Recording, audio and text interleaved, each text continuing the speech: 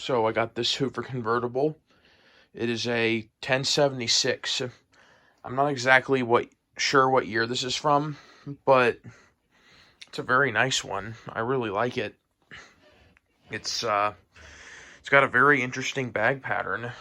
It's one of those patterns that it's one you'll either love it or you'll hate it.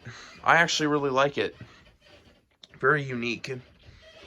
And it certainly fits the 70s, or I'm going to guess this is from the 70s. I saw it in a 70s movie, so. But yeah, it's very, very nice. And it is a metal-based convertible, so even better.